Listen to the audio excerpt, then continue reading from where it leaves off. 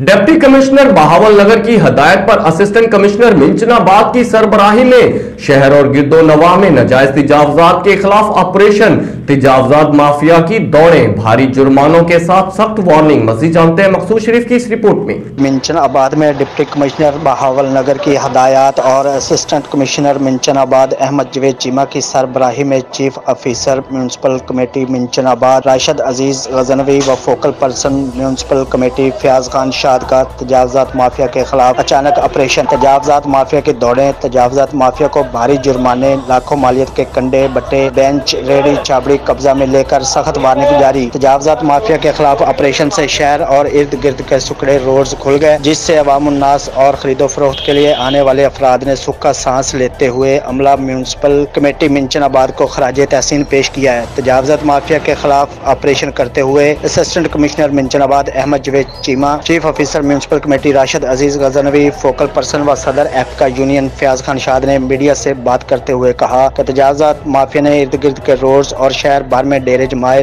बैठे थे, जिससे बाजार सुकड़ कर बंद गलियों का रूप धार चुके थे, जिससे अवामुन्नास को शदीद मुश्किलात हो रही थी, जिसको मद्देनजर रखते हुए तजावजात माफिया के खिलाफ ऑपरेशन शुरू किया है, जो रोजाना की बुनियाद पर जारी रहेगा। लिहाजा तमाम दुकानदार रेडीमान अपनी मुकर्रर हदूद में रहकर अपना कारोबार करें, वरना उनका सामान जब्त और भारी जुर्मानों के साथ उनके खिलाफ सख्त कानूनी कार्रवाई अमल में लाई जाएगी और कोई उज़र कबूल नहीं होगा। जी।